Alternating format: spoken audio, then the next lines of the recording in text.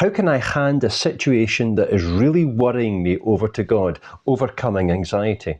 I want to fully trust that things will work out fine. First of all, I find it helpful to look back. And I'm reminded of Deuteronomy chapter 8 as the nation of Israel looked back at the way that God had dealt with them. They thought they'd been wandering aimlessly in the wilderness, that it was the Lord that had led them right the way through the wilderness. There was meaning and purpose. And we can look back in our Christian lives and we can see times when the Lord has not let us down, where He's led us by His word, maybe by the preaching of the word of God, maybe by circumstances, perhaps by unexpected provision. Times when we've known His peace in circumstances that should never have given us peace, or where we've seen unexpected outcomes through the trials and difficulties of life. Secondly, I would challenge our hearts to look forward. Remember what Paul says in Philippians 1, that for me to live is Christ, to die is gain. Let's challenge our anxieties. What is the very worst thing that could possibly happen? Follow it through and keep answering that question. And ultimately, it will come to this, that the very worst thing that can ever happen to the Christian is that his faith is fulfilled and that he is ultimately in the presence of Christ. You say, I really don't have enough faith for that. I'm not strong enough for that.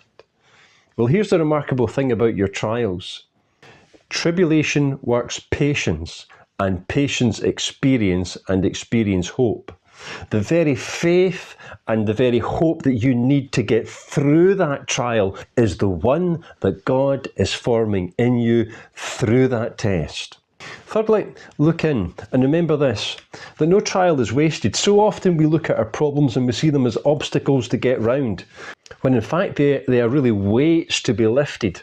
Equipment in the gymnasium to build us up and to strengthen us. There is meaning and purpose in all of our trials. The trial of our faith is much more precious than of gold. 1 Peter chapter 1 verse 7. There is meaning even in the apparent chaos of life. And now you're ready to look up.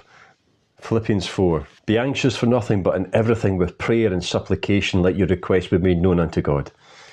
And it is as we draw close to Him in prayer with an open Bible that He is able to fill us with a peace that goes beyond understanding, one that we can't work out.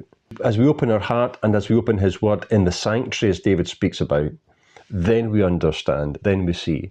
And He is able to pour into us His ministry, a particular word that only He knows we need. He's able to give it. The second part of the question is also very important. I want to fully trust that things will work out fine. Maybe that's the source of our anxiety. But if our faith is that things will work out according to our plan, that can become the cause of our anxiety, because we